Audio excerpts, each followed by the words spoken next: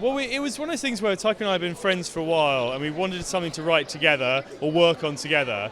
And he watched the documentary the guys have made and was like, "This is it," because he's, obviously got this incredible, cultural attachment to, South Pacific and Pacific Islands and stuff. And I know about soccer, and I'm European, so it's basically so we thought, okay, we can put the two things together and tell this story. We think so. That was the plan, yeah. Come away smiling.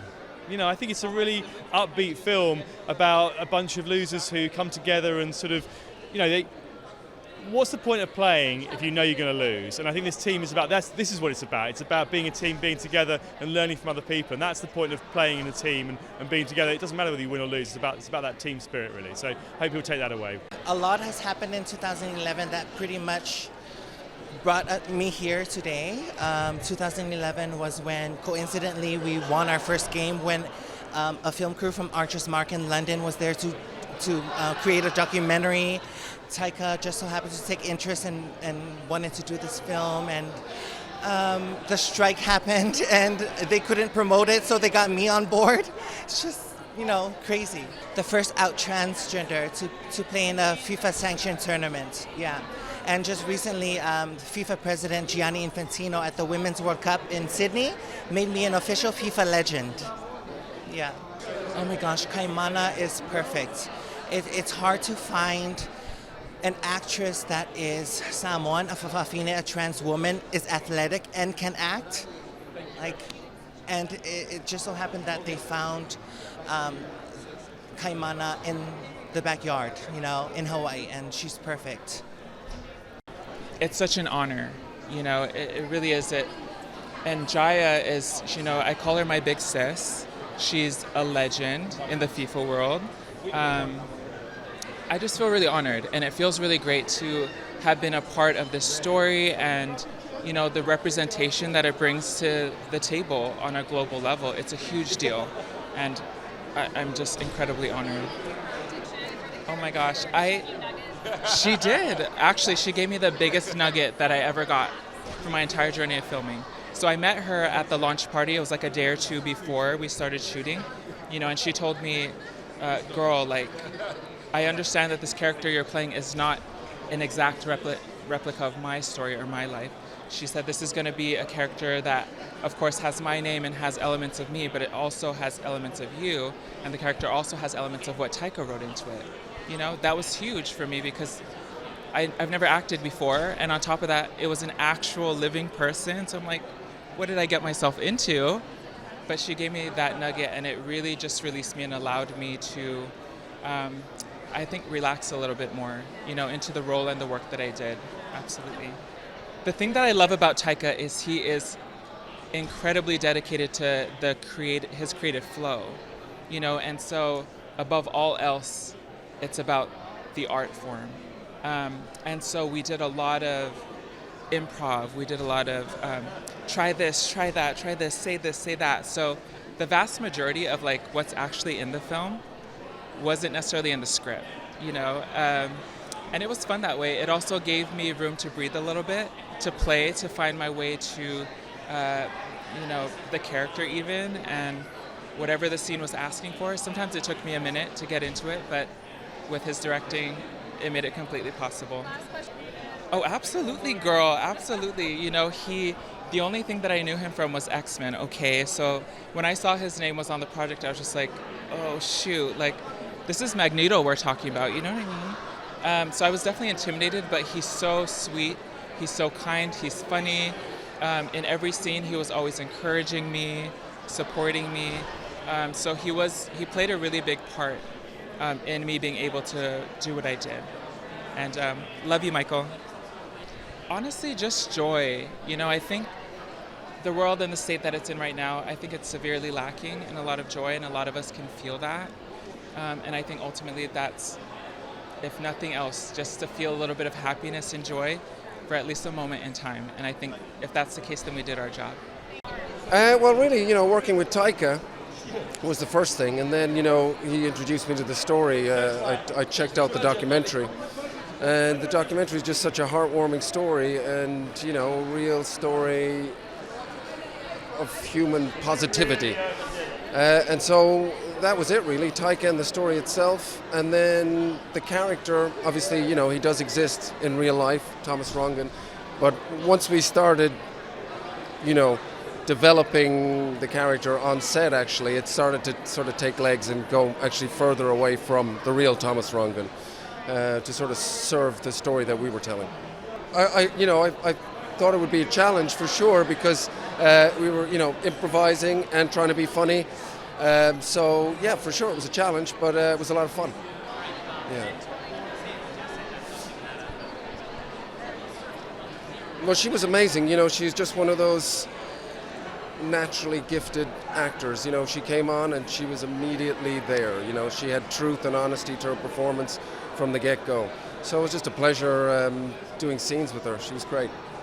Yeah, so 2014 was when the documentary originally came out. We met Taika in 2015 in Hawaii, and he said, I want to do this movie. I've got a couple of other things going on. So he was just finishing, I think, Hunt for the Wilder People at the time, which went off to Sundance. And of course, those other things he was talking about happened to be, a couple of Thor movies and winning an Oscar for Jojo Rabbit. No big deal. But amazingly, he obviously had a really close connection with the material, with this story, and wanted to tell it. And so, 4 years later, we found ourselves in Hawaii shooting this movie, and here we are today. Me and this guy, we met playing soccer when we were at college together, and then we spent the next 10 years of our life making commercials or running content with athletes, with soccer clubs, with soccer, football, soccer-related brands. And I guess after all of that process, we kind of fallen out of love with the game, and we wanted to recapture our love of the game. And we thought, where is the love of soccer at its purest? And it had to be the worst team in the world, who was still playing despite never having won a game.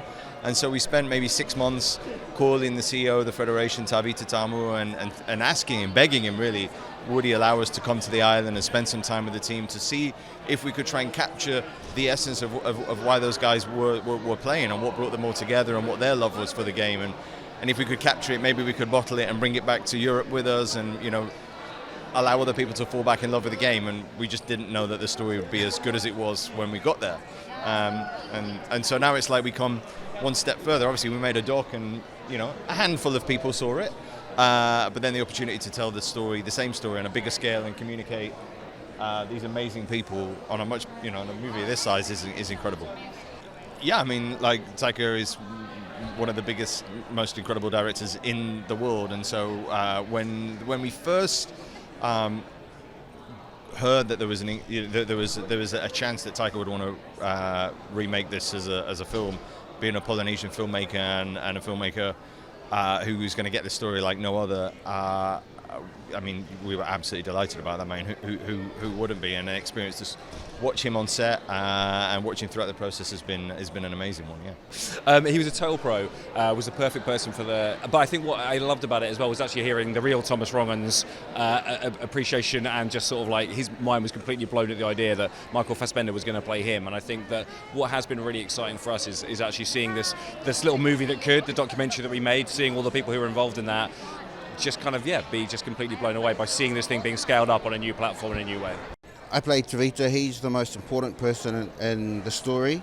He pretty much sets the whole thing in motion with his passion and drive in real life as well. So I felt a big responsibility to do him justice. I haven't met the man. I'm a little bit scared to.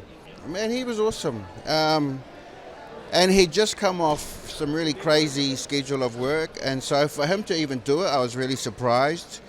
And it was really hard times. I think his body was suffering a bit, but he just pulled it together, and thank God he did, because we just got it in before COVID came and changed the world. And that's why it's taken so long. But because of his background being theatre and comedy, he just knows how to get the performance he needs, what the magic he needs. It's not just about getting the day, it's got to be funny, it's got to work. And he's one of the best at that. Michael Fassbender is so great in this. He's the man. He's the man. Everyone knows what a great dramatic actor he is. But for him to take this on, he had the hardest job, because we all came from comedy on stage and stuff, and so he was kind of jumping off the cliff in a way. Yeah, but he was so fun to hang out with and work with, and and everyone else too, all the other biggies when they came in for filming days. It was cool.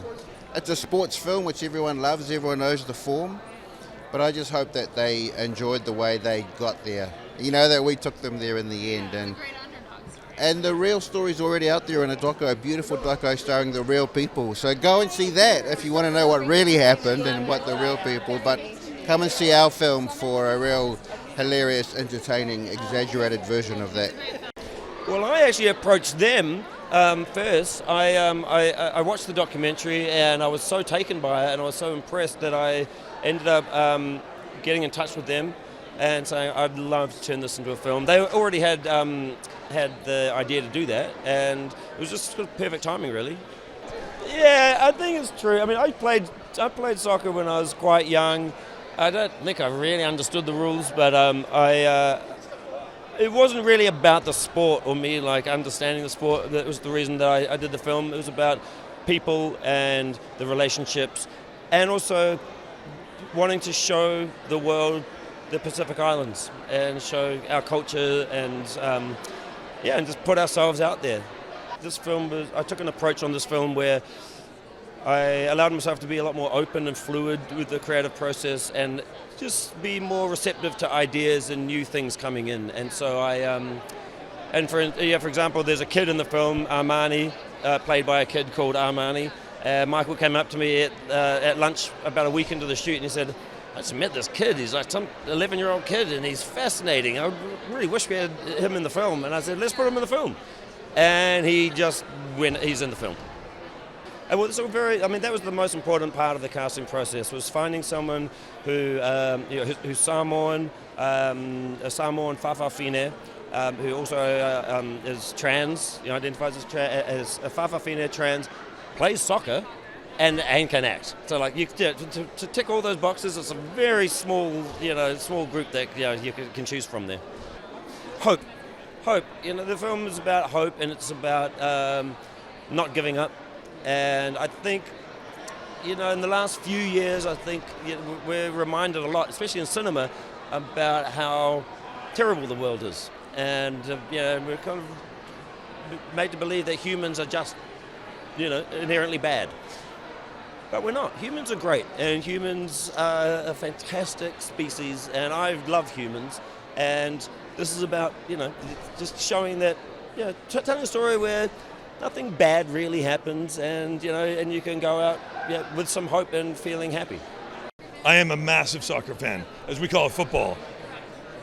I'm a massive fan, and I'm a massive Taika fan, and so he just texted me one day, said, hey, you're going to come and do this for a couple of days, and I said, okay.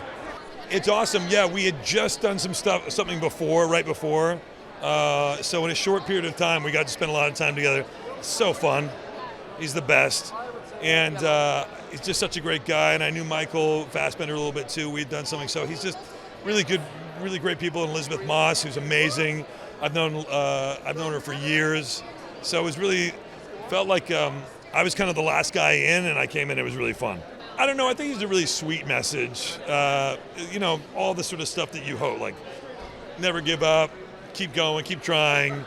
Yeah, and keep a good, positive attitude, and it's never too late to turn it around.